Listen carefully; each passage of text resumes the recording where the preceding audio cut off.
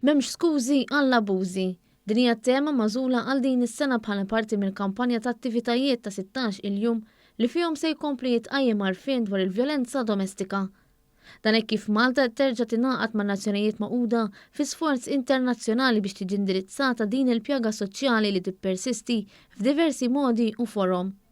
Il-Ministru għall-Ugwaljanza Edward Lewis spjega dwar il-ħtieġa ta' trasformazzjoni soċjali biex tiġi indirizzata l-vjolenza domestika mill-eruq. Is-16 jum ta' attivizmu għal-vjolenza domestika tur il-commitment bla dubju tal-Gvern li jieħu l-ugwaljanza mhux biss jitkellem fuqha, però joħodha bis-serjetà u jagħmel misuri biex mhux biss inbidlu l-liġijiet però ngħaddu minn trasformazzjoni soċjali fejn nistgħu ngħidu li aħna għandna tolleranza żero għal dak li huwa l-vjolenza domestika. Il-Ministru Lewis semma kif l-indipendenza finanzjarja tgħin fil-ġlieda kontra l-vjolenza domestika u elenka xi miżuri li ħall-Gvern bħas-servizz ta' childcare b'xejn li waslu biex ikun hemm żieda ta' 30,000 mara fis-suq tax-xogħol.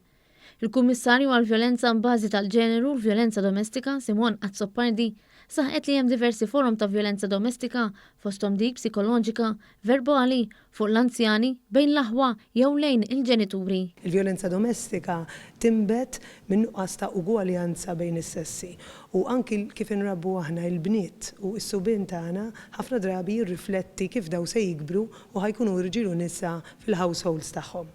Simona Zoppardi spjegat il-kampanja li mistennija Tolqot Fil-Laħam Il-Ħaj dwar il-vjolenza domestika. L-ispot qed turi xenarju li kulħadd jista' jidentifika ruħu miegħu, però żewġ modi ta' kif partner tista' tkellem lill-partner ieħor. U naraw kemm min ikun qed jisma' li f'dal każ huwa t-tfal se jieħu dik bħala l-eżempju li ħajjieħu tul ħajtu kif hu ħajreaġixxi għall-istess sitwazzjonijiet.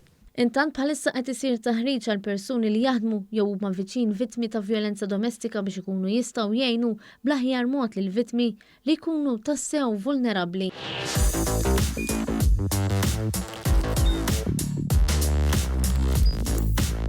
Idħol fuq one.com.mt u hemmhekk tista' tara l-programmi kollha li jxandru fuq One permezz ta' One Play.